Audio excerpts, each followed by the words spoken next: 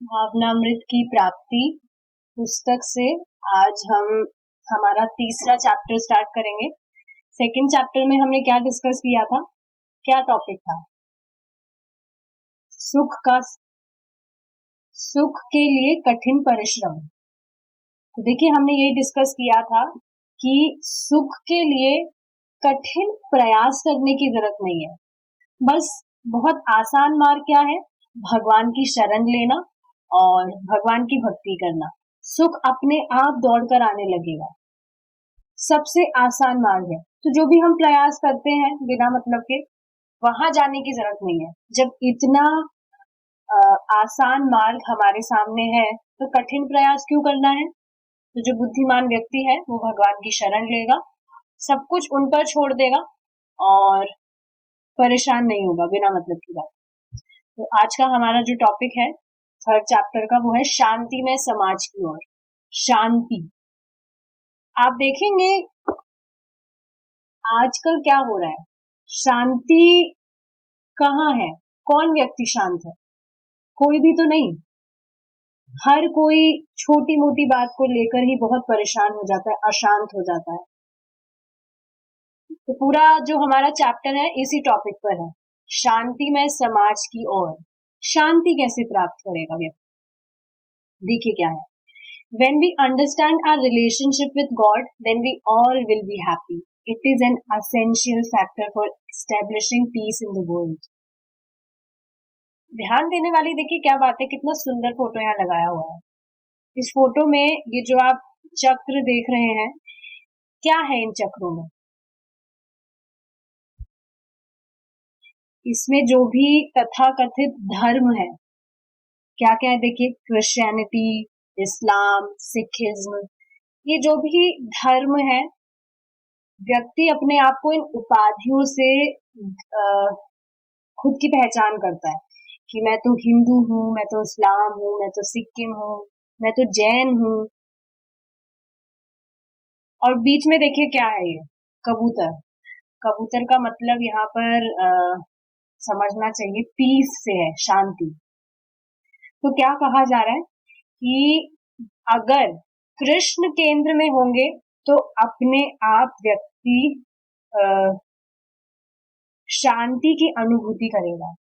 क्यों? क्योंकि वो अपना संबंध भगवान से जब जान जाएगा, अपना संबंध भगवान से पहचान जाएगा, तो अपने आप वो खुश रहेगा। अभी देखिए खुश क्यों नहीं है? क्योंकि एक तो भगवान से उसका संबंध क्या है वो ये जान नहीं पा रहा है, और इसी कारण बिना मतलब खुद सारे प्रयास करता है कि ये मुझे करना है, वो मुझे करना है, मेरी रिस्पॉन्सिबिलिटी है, अगर मैं नहीं करूंगा तो कैसे चलेगा, सब कुछ खत्म हो जाएगा। बिना मतलब की बातों के लिए वो परेशान रहता है, जबकि पता है कर वो कुछ भी नहीं रहा है। अंततो गत्वा करता तो भगवान ही है, पर फिर भी भगवान से संबंध ना जानने के कारण वो बेचारा परेशान है, परेशान रहेगा ही जब तक जानेगा नहीं, क्योंकि खुद को कर्ता समझता है। मैं नहीं करूंगा तो सब कुछ खत्म ही हो जाएगा, जबकि ऐसा होता नहीं है। तो देखेंगे, श्री भगवान उवाच इदं शरीरं कौन्तेय क्षेत्रमित्यभिधीयते एतद्यो वेत्ति तं प्राहुः क्षेत्रज्ञ इति तद्विदः। श्री भगवान ने कहा, हे कुंती पुत्र, यह शरीर क्षेत्र कहलाता है, और जो इस शरीर को जानता है उसे क्षेत्रज्ञ कहते हैं। समझ रहे हैं आप? क्षेत्र से आप समझ सकते हैं खेत। तो हमारा ये जो शरीर है ये एक खेत की तरह है। ये भगवत गीता के 13वें अध्याय का दूसरा श्लोक है। देखिए यहाँ पे भगवान समझाना क्या चाह रहे हैं कि हमारा ये जो शरीर है ये एक खेत कहलाता है। जो इस शरीर को जानता है उसे क्षेत्रज्ञ कहते हैं। मतलब आप देखेंगे इस शरीर को जानता कौन है कि ये शरीर है। भगवान तो जानते ही है, पर जीव भी जानता है कि ये शरीर है। तो जो व्यक्ति अपनी पहचान इस शरीर से नहीं करता। जैसे फॉर एग्जाम्पल एक जो किसान है, वो खेत में क्या करता है, खेती करता है, लेकिन क्या वो खुद को समझता है कि मैं ही ये खेत हूँ? नहीं, वो अपना जो भी उसको उगाना है उसमें उगाएगा, खेती करेगा, अपना व्यापार करेगा, खुद की पहचान उस खेत से नहीं करेगा। पर आप देखेंगे आजकल क्या हो रहा है, व्यक्ति इन चीजों से भी अपनी खुद की पहचान करने लगता है। फॉर एग्जाम्पल वो किसान है, अगर उसके खेत में कुछ भी जैसे सूखा पड़ गया या बारिश ज्यादा होने के कारण फसल पूरी खराब हो गई, तो क्या कहता है, अरे मैं खत्म हो गया, मैं बर्बाद हो गया, जबकि खेत को नुकसान हुआ है, पर खुद की पहचान उस खेत के करने से कारण ऐसे बोलता है। पूर्ण पुरुषोत्तम भगवान श्री कृष्ण अर्जुन को क्षेत्र और क्षेत्रज्ञ विषय में ज्ञान प्रदान कर रहे हैं।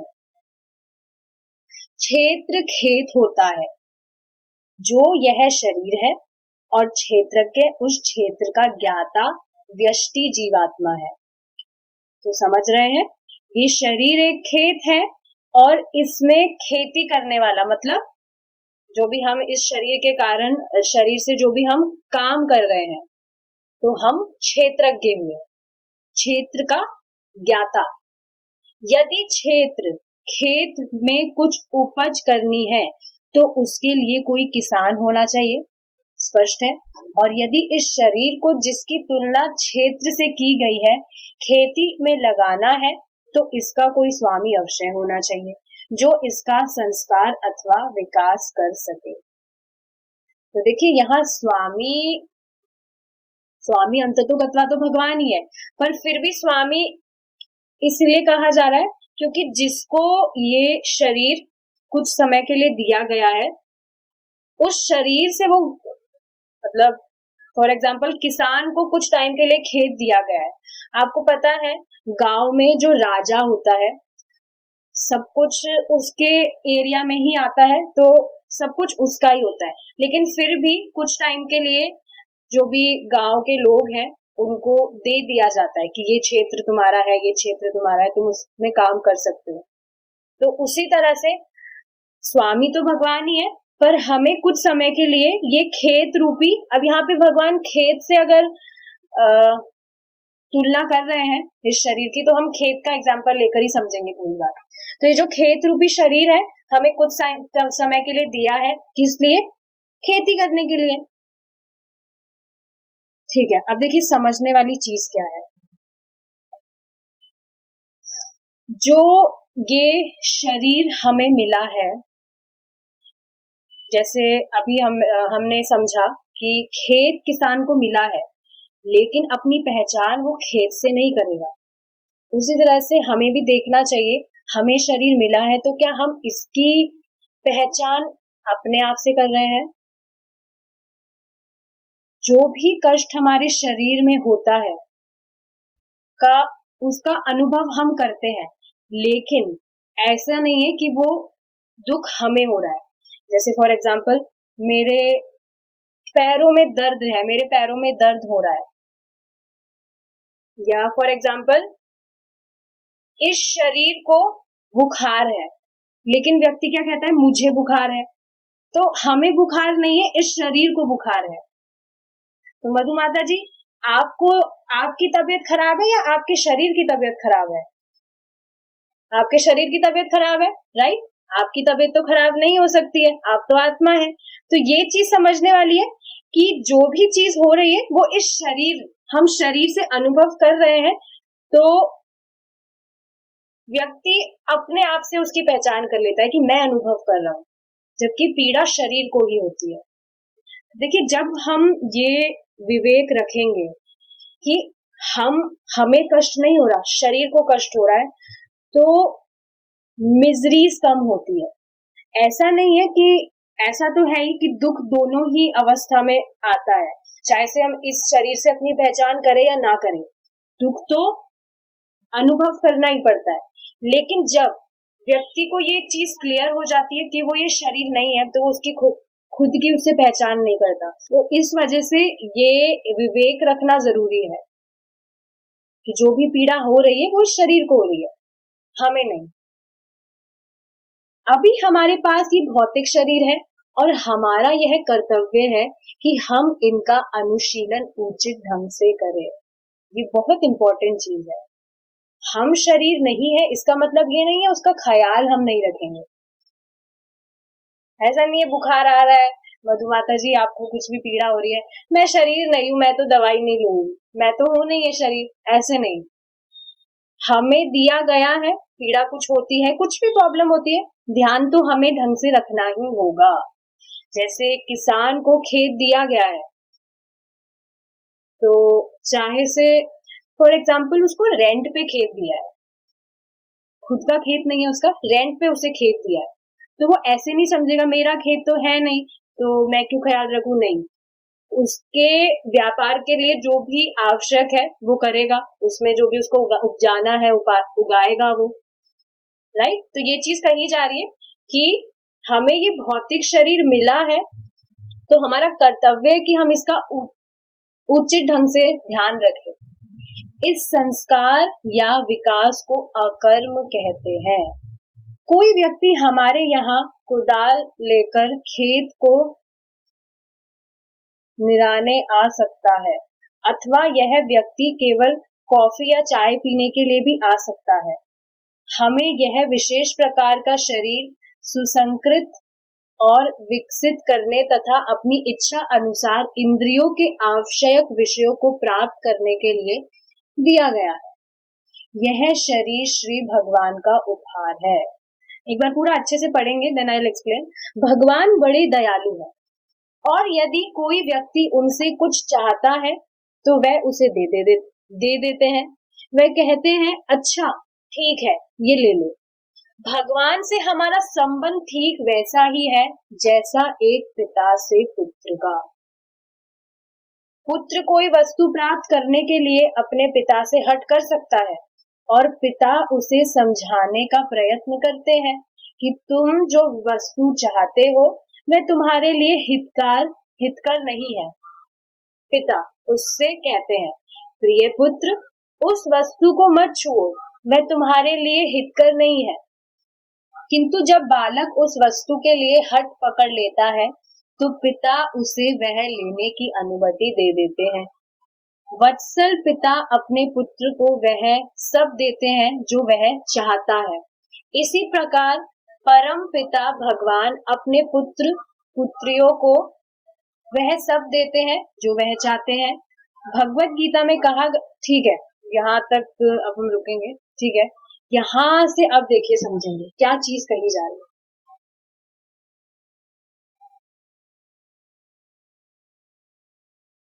देखिए हमें ये जो शरीर रूपी खेत मिला है, अब ये बेसिकली हम पे डिपेंड करता है।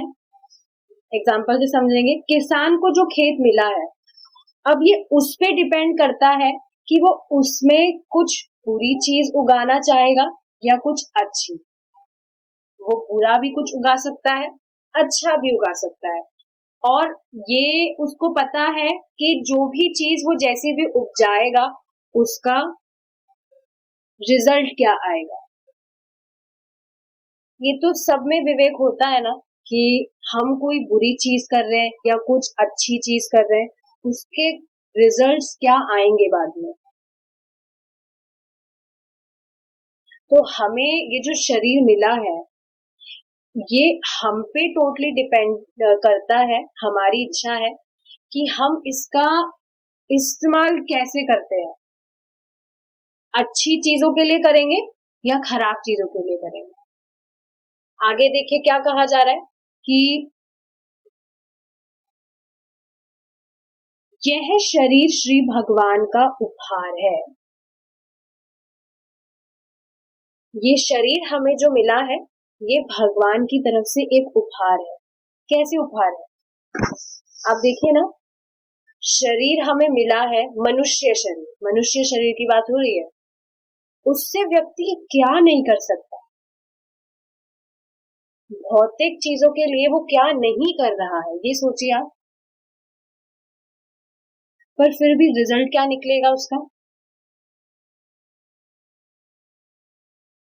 तो समझ रहे हैं श्री भगवान ने हमें ये शरीर उपहार दिया है, तो उसका सही सही इस्तेमाल करना हमारा कर्तव्य है।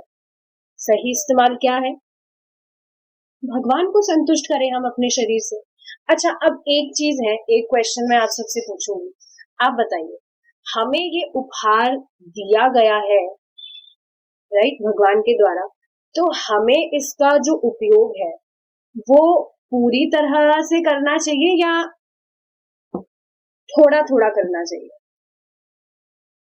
रत्नाभूषिता माता जी, आपका क्या मत है इस पर? हमें ये पूरी तरह बोलिए मैडम।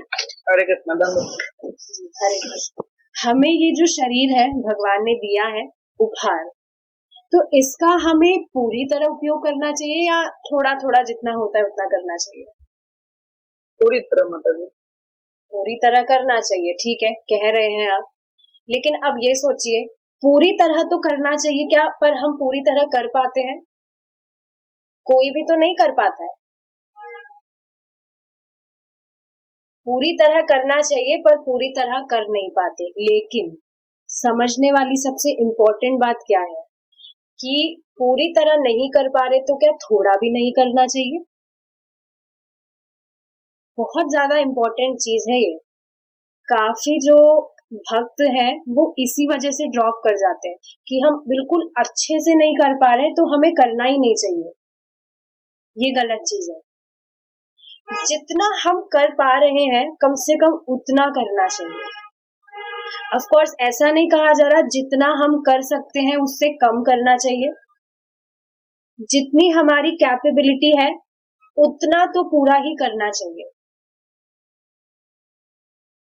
प्रभुपाद कहते हैं कि हाँ, एक जन्म में तो हम भगवान के धाम नहीं पहुंच सकते, लेकिन क्या सफर भी शुरू नहीं कर सकते धाम लौटने का? तो समझना चाहिए, पूरा अगर नहीं कर पा रहे, पूरा 100% तो कोई भी कर भी नहीं पाता है, पर जितना कर सकते हैं उतना करना चाहिए। और जब ये बात कही जा रही है तो ऐसा नहीं है हमारा जितना मन करेगा हम उतना करेंगे, जितनी कैपेसिटी है उतना करना चाहिए, इनफैक्ट उससे ज्यादा करने का ट्राई करना चाहिए। तो इससे देखिए ये बात भी समझने वाली चीज है कि ऐसा एक दिन भी नहीं जाना चाहिए जिस दिन भगवत कर्म कुछ ना हो, भगवान के लिए हम कुछ भी ना करें, ऐसा एक दिन भी नहीं जाना चाहिए, चाहे से कितना ही कुछ भी हम गए हो कहीं भी। पहली बात तो उन चीजों से बचना ही चाहिए जिससे हमारी भक्ति खतरे में पड़े। समझ आ रहा है, एकमात्र लक्ष्य ही भक्ति है, तो फिर क्यों भक्ति को खतरे में डालना है?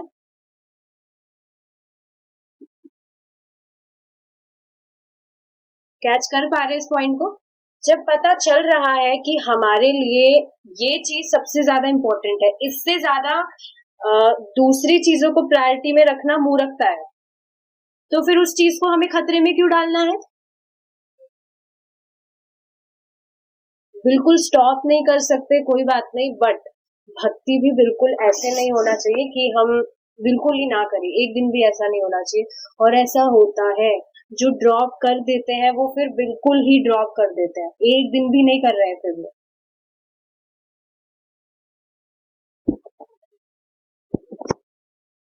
ठीक है, तो समझना चाहिए कि ये जो शरीर है भगवान के दिया गया, भगवान के द्वारा दिया गया उपहार है, पूरा नहीं कर पा रहे इस उपहार का हम इस्तेमाल जितना कर सकते हैं उतना करना चाहिए।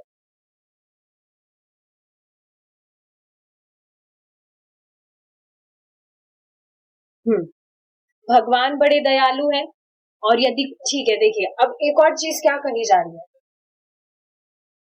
आप देखेंगे कि यहाँ पर कोई भी व्यक्ति कुछ भी काम कर रहा है, एग्जाम्पल से समझाती हूँ, जैसे कोई बच्चा है कुछ गलत काम कर रहा है, बच्चा, मैं छोटे बच्चे की बात नहीं कर रही हूँ, जो भी माता पिता होते हैं उनका जो थोड़ा बड़ा बच्चा हो जाता है, कुछ वो गलत काम करता है, तो इतना मतलब कंट्रोल से वो चीज बाहर निकल जाती है कि माता पिता कुछ भी नहीं कर सकते, रोक नहीं सकते उस बच्चे को, कुछ भी अगर वो गलत कर रहा है तो। प्रभु जी खुद एग्जाम्पल दे रहे थे कि जो बच्चे हैं, देखिए हर कोई है तो किसी ना किसी का बच्चा ना, बायोलॉजिकल बात कर रही हूँ मैं, ऐसा तो है नहीं कोई पेड़ से उगकर आया है या आसमान से टपक के गिरा है, आया तो माँ के गर्भ से ही है। तो बता रहे थे कि चरस पीकर नाली में पड़े रहते हैं, और आजकल तो ऐसा काफी देखा जा रहा है, पड़े रहते हैं नाली में कितना धुत होके। तो ये तो एक एग्जाम्पल है, ऐसी काफी सारी चीजें हैं जो बच्चे बड़े होने के बाद में गलत संगत मिल जाता है तो गलत चीजें करते हैं, अपने ही माता पिता के साथ ही गलत व्यवहार करने लगते हैं। तो देखेंगे आप, माता पिता जो है वो नहीं रोक पाते हैं इन चीजों से। श्रील प्रभुपाद खुद कहते हैं कि अगर आप घर में विग्रह लाना चाहते हैं भगवान का, उससे पहले अगर आपके घर में बच्चे हैं, आप उनकी सेवा करिए, सेवा इन सेंस उनको भक्ति की तरफ मोड़िए, उसके बाद में भगवान की विग्रह की सेवा का आप सोचिए। घर में अगर बच्चा है और उसको ही आपने भक्ति के पाथ पे अगर उसको नहीं लेकर गए तो विग्रह की सेवा का क्यों सोच रहे हैं? तो फर्स्ट रेस्पॉन्सिबिलिटी क्या होनी चाहिए कि हमारे घर में जो बच्चे हैं हम उनको भक्ति की तरफ मोड़े। हाँ, तो भक्ति आप देखेंगे, भक्ति की तरफ, भक्त की ही बात कर रहे थे, भक्त ही केयरलेस है यहाँ पर। प्रभु जी एक बार एग्जांपल दे रहे थे कि कोई बच्चा था, मतलब 23-24 साल का ही था, तो वो सुबह उठने के लिए खुद इच्छुक है, मतलब इच्छुक था, आरती करता था, मंगला आरती अटेंड करता था और माला करता था। तो एक बार उनके पिताजी ने उन्हें नहीं उठाया, तो बच्चे ने कहा आपने मुझे उठाया क्यों नहीं? तो पिताजी कह रहे थे बेटा तुम सोते हुए बहुत प्यारे लग रहे थे।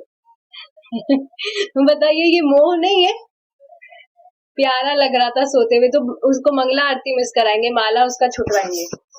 तो कहाँ प्रेम है ये? असली प्रेम क्या है कि आप उसे भगवान की तरफ मोड़ रहे हैं।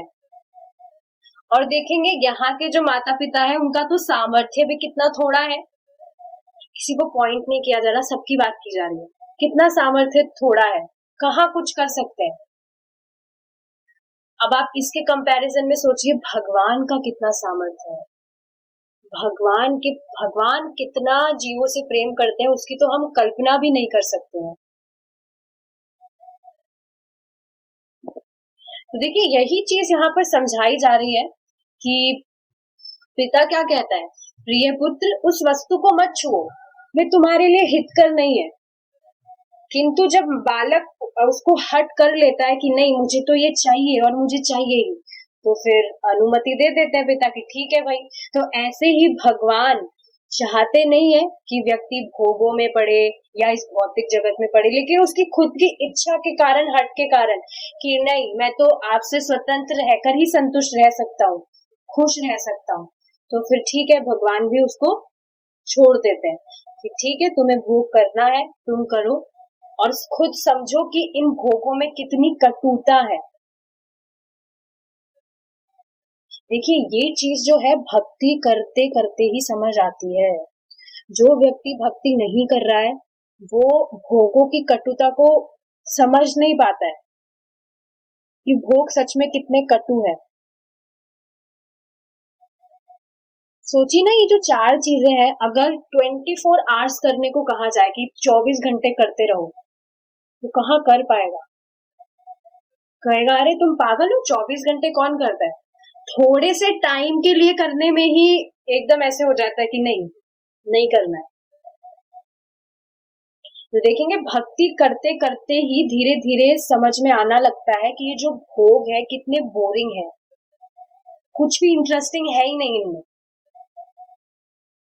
कभी कभी तो आप देखेंगे जैसे भक्ति कर रहे हैं तो एकदम से एक स्पाइक आता है, स्पाइक इन सेंस एकदम से बहुत इच्छा आती है कि ये करना है वो करना है, और फिर जब हम उसमें लग जाते हैं, जैसे मुझे मीठा खाना बहुत पसंद है, ऑफ कोर्स प्रसाद तो भगवान का खाती हूँ, पर मीठा खाने की एकदम से तीव्र इच्छा कभी आती है बहुत सारा मीठा खा लिया, फिर एकदम से बहुत ज्यादा विरक्ति हो जाती है, कुछ दिन तक फिर मन ही नहीं करता खाने का कि नहीं नहीं खाना है।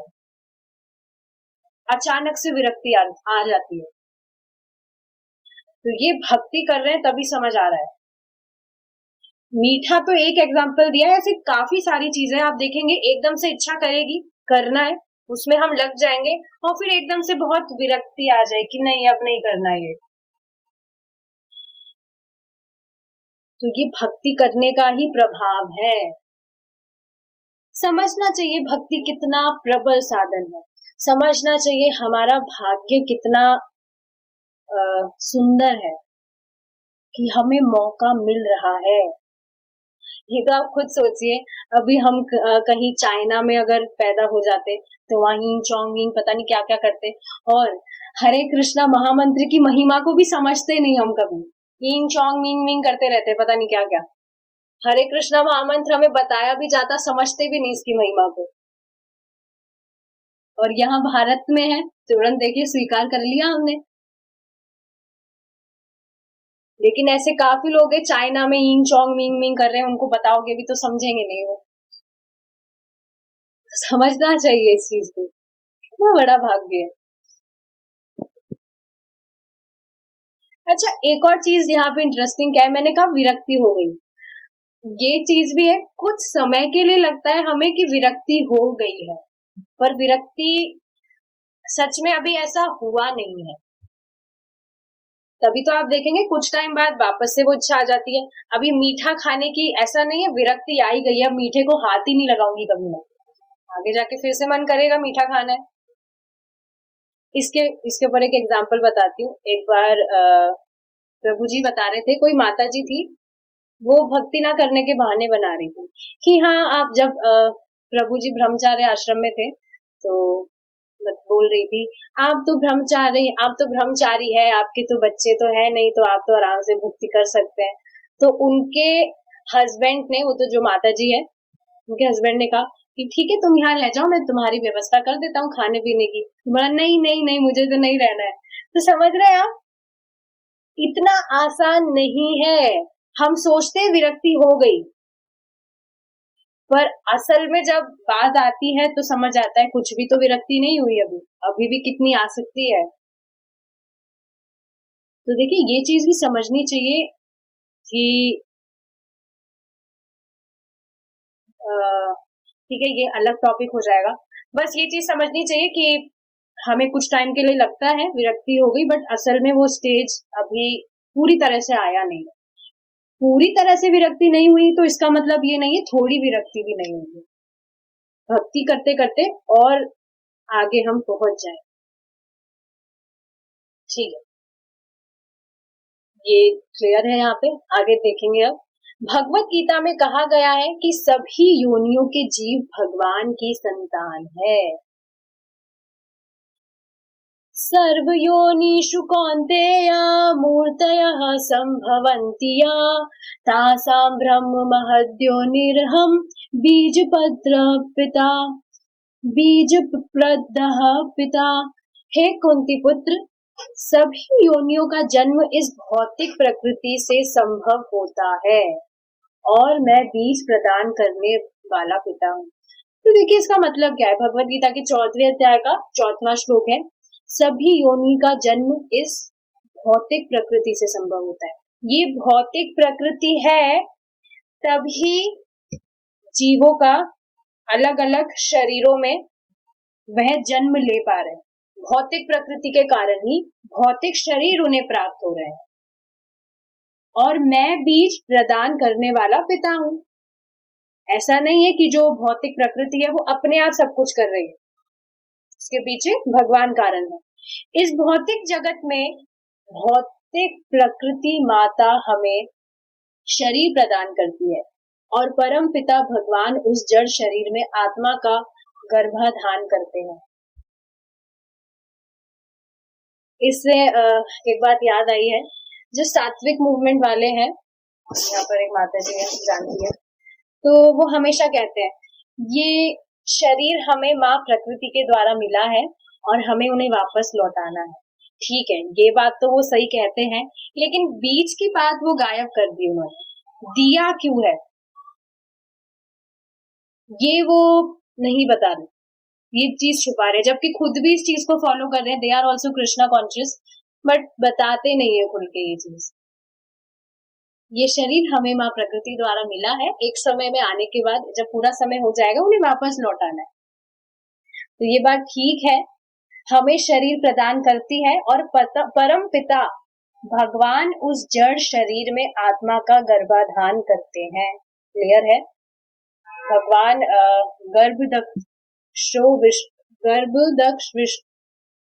गर्भोदक्षाई विष्णु के रूप में ये जो भी भौतिक जगत है, जितने भी प्लैनेट्स हैं,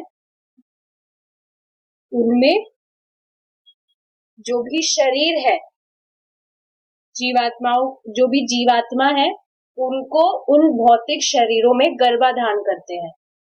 आजकल एक ऐसा मिथ्या सिद्धांत चल रहा है कि केवल मानव में ही आत्मा होता है और दूसरे प्राणियों में नहीं होता, किंतु हमें वैदिक शास्त्रों से ज्ञात होता है कि पौधों तथा वृक्षों इत्यादि को सम्मिलित करके 80 लाख से भी ज्यादा योनियां हैं और उन सब में आत्मा होती है।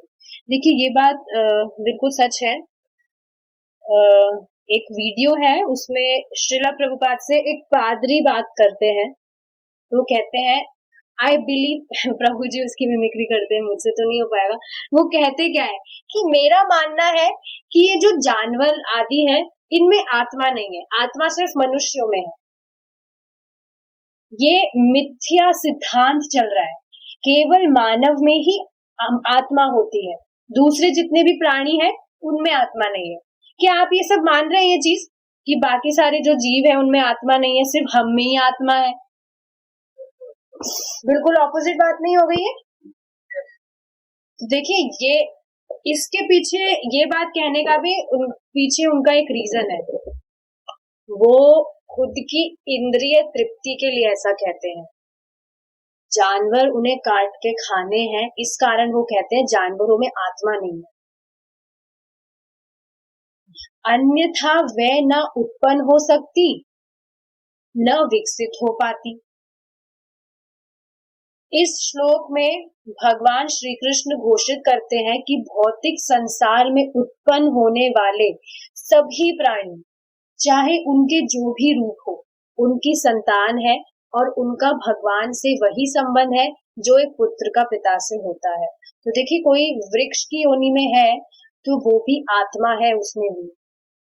देखिए, सिंपल सी समझने वाली बात क्या है, जिन भी पदार्थों, जो भी चेतनाशील है, जिनमें भी चेतना है, कॉन्शियस है, जिन्हें भी आप घटता हुआ बढ़ता हुआ देखते हैं या जो भी चलते हैं, मूवमेंट करते हैं, वह सब जीवात्माएं हैं। और हाँ, सब जीवात्माएं हैं।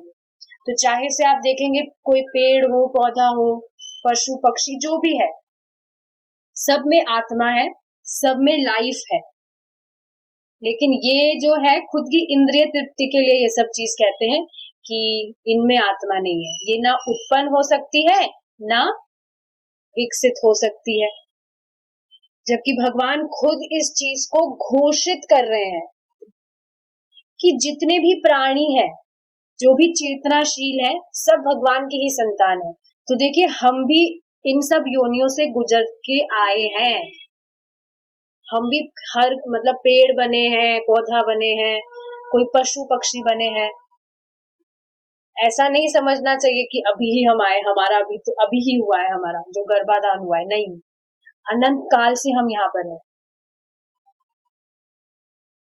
तो भगवान का सभी जो भी जीवात्माएं हैं, चाहे से वो किसी भी शरीर में है, किसी भी योनि में है, सभी से भगवान का संबंध है, जैसे एक पुत्र का पिता से होता है। इस कृष्ण भावनामृत का विषय उद्देश्य आत्मा की स्थिति और श्री भगवान से उसका संबंध समझना है। समझ पा रहे कृष्णा कॉन्शियसनेस का मतलब क्या है? भगवान से हमारा संबंध समझे हम, ये कृष्णा कॉन्शियसनेस का उद्देश्य है।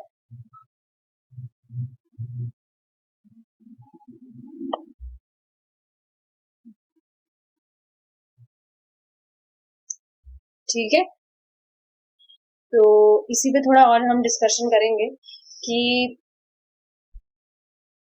जितनी भी जीवात्माएं हैं, आप देख पा रहे हैं उनके कर्म अनुसार उन्हें वो शरीर प्राप्त हुए हैं। वही खेत वाले एग्जाम्पल पे वापस जाइए, व्यक्ति ने खुद ने चयन किया कि खेती वो अच्छी खेती करेगा या बुरी खेती करेगा। खेती में भी आप देखेंगे ना, किसान भी कुछ मिलावट करते हैं, बिल्कुल शुद्ध सब्जियां तो नहीं उगती है आजकल, कितने पेस्टिसाइड्स केमिकल्स वगैरह डलते हैं उसमें भी। तो ये चीज समझने वाली है कि जिस हिसाब से उसने कर्म किया है, जिस हिसाब से उसकी इच्छा है, उसके अकॉर्डिंग ही उसे नेक्स्ट डे प्राप्त होता है। एग्जाम्पल के लिए, जैसे उसे मनुष्य शरीर मिला है, पर उसकी इच्छा क्या है कि वो बहुत मांस खाएगा, तो ठीक है बेटा, तुम्हें मांस खाना है। भगवान तो नहीं चाहते वो मांस खाए, पर अब वो खुद नहीं मान रहा है, तो फिर उसको नेक्स्ट जो डे है वो शेर का मिल जाएगा, खाओ जितना मांस खाना है तुम्हें। तो ये खुद के कर्म के अनुसार ही मिलता है, लेकिन इसका मतलब ये बिल्कुल नहीं है कि अब वो भगवान की संतान नहीं रहा, उसे निष्कासित कर दिया कि नहीं, तुमने ये इच्छा करी, अब तुम्हें निष्कासित कर दिया, तुम मेरी संतान नहीं हो। भगवान किसी को रिजेक्ट नहीं करते, समझना चाहिए ये चीज। यहाँ पर तो कोई भी किसी को तुरंत रिजेक्ट कर देगा, कुछ भी किसी ने कैसा भी गलत व्यवहार किया हो। लिटरली ये चीज मुझे बहुत ज्यादा कभी कभी यकीन नहीं होता है।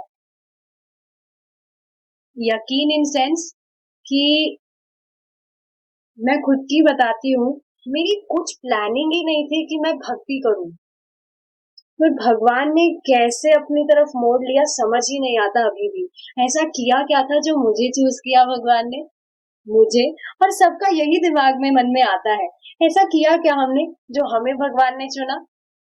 कभी भी तो कुछ भी इच्छा नहीं की कि उनको संतुष्ट करने के लिए कुछ करें, पर फिर भी देखिए मौका दिया गया उनके द्वारा हमें। हर दिन कृतज्ञता हमें दिखानी चाहिए भगवान को, ग्रेटफुलनेस होनी चाहिए मन में हर दिन कि हमें मौका दिया। चाइना में चिंग चिंग करते रहते, पता नहीं क्या क्या उल्टा सुल्टा खाते रहते, समझना चाहिए। ये सब चीजें जो है ये हमें और ज्यादा मोटिवेट करती है, और भक्ति करें हम, मौका दिया है।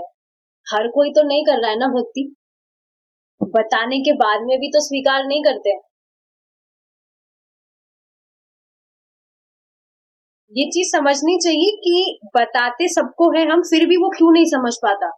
भगवान ही अलाउ नहीं कर रहे हैं, भगवान ने हमें अलाउ किया है, तभी हम इस ज्ञान को समझ पाए। नहीं तो हम भी तो नकार सकते थे कि नहीं, कृष्ण कैसे भगवान हो सकते हैं, हम तो ज्योति पर ध्यान लगाएंगे, हम भी तो कर सकते थे ऐसा, पर भगवान ने अलाउ किया, भगवान ने बुद्धि दी, समझो तुम आओ मेरे पास। Krishna is just amazing. आगे देखेंगे, क्षेत्रज्ञं चापि मां विद्धि सर्व क्षेत्रेषु भारत, क्षेत्र क्षेत्रज्ञयोर्ज्ञानम् यत् जानजन मतम मम। हे भारतवंशी अर्जुन, सब देहों क्षेत्रों को जानने वाला क्षेत्रज्ञ भी मैं ही हूँ, और इस शरीर को एवं इस शरीर के स्वामी को जानना ज्ञान कहलाता है, ऐसा मेरा मत है। समझ रहे क्या कह रहे हैं भगवान, जितने भी शरीर हैं और सब देहों को जानने वाला भी मैं ही हूँ, और इस शरीर को एवं इसके स्वामी को जानने वाला, इस शरीर को जानना ज्ञान कहलाता है। तो देखिए ये शरीर हमें मिला क्यों है, मनुष्य जीवन हमने पाया और शरीर मिला क्यों है, इसको कोई जाने, ये जिज्ञासा मन में रख रहा है, ये ही असली ज्ञान है। लेकिन आप देखिए ना, बचपन से ही हमें क्या सिखाया गया है? क्या है ज्ञान? स्कूल की पढ़ाई, इसी को तो ज्ञान कहा गया है। इसमें देखिए हमारी गलती नहीं है, हमारे पेरेंट्स की भी गलती नहीं है, क्योंकि उनके पेरेंट्स ने भी उनके साथ किया और उनके पेरेंट्स ने भी उनके साथ ऐसा किया, तो परंपरा से चलती आ रही है ये चीज। लेकिन अब आप सोचिए, जो डिवोटी बन गए, आगे जो जनरेशन आएगी उनके द्वारा, तो कितना मतलब अमेजिंग चीज है कि वो अपने बच्चों को भक्ति में लेकर आएंगे, फिर ऐसे चलता रहेगा।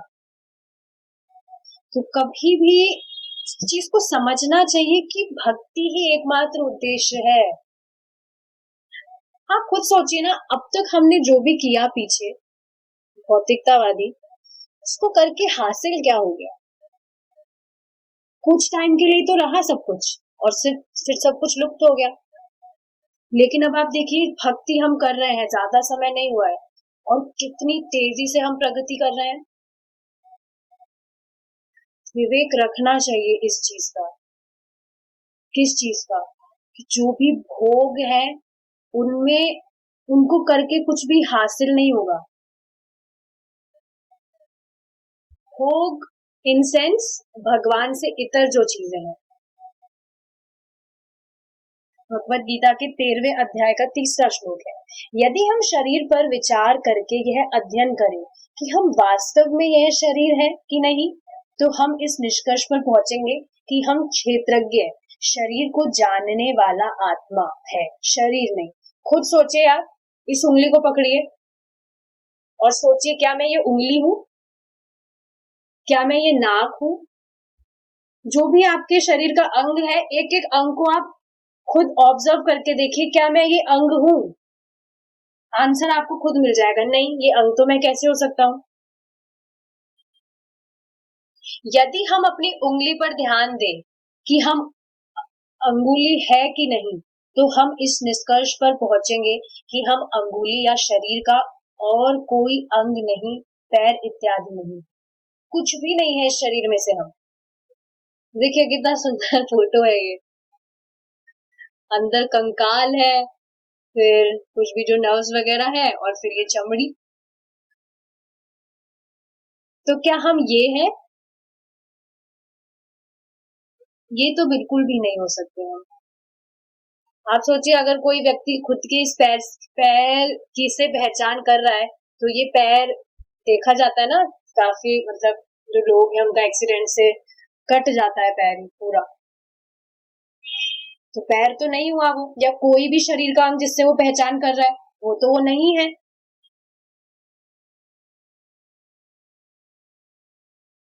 तो अब देखिए, ये चीज सोचनी चाहिए कि हम जिस चीज से पहचान कर रहे हैं सामने वाले की भी, प्रभु जी खुद मतलब ये चीज बताते हैं कि सामने जो हम शरीर देख रहे हैं, अगर उसका कुछ भी एक चमड़ी भी हट जाए तो देखने योग्य नहीं रहेगा वो, और हम उससे पहचान कर रहे हैं। देखिए थ्योरेटिकली हमें ये चीज पता लग गई कि हम शरीर नहीं है, लेकिन अभी भी अब आप विचार कीजिए, अगर अभी भी हमारे मन में ये इच्छा है कि हमें कुछ करना है जिससे हम फेमस हो जाए, या हमें कुछ ऐसा करना है जिससे सामने वाला हमसे देखने से हमें हमसे अट्रैक्ट हो जाए, या कुछ भी, या हम किसी चीज की वजह से किसी से द्वेष कर रहे हैं, तो समझना चाहिए कि हम अभी भी हमारी पहचान इस शरीर से कर रहे हैं। थ्योरेटिकली तो समझ लिया कि हम शरीर नहीं है, आत्मा है, पर अभी भी अगर मन में ये लालसा है कि हमें यश चाहिए, हमें फेमस होना है या कुछ भी करना है, तो इसका मतलब हम अभी भी समझे नहीं है कि हम ये शरीर नहीं है।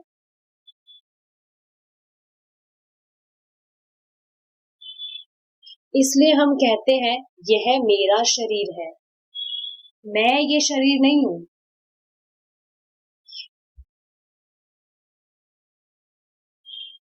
इस आधुनिक सभ्यता में दुर्भाग्य से लोग कभी यह प्रश्न पूछने का अवकाश नहीं निकालते कि वह क्या है और क्या नहीं। और कौन है?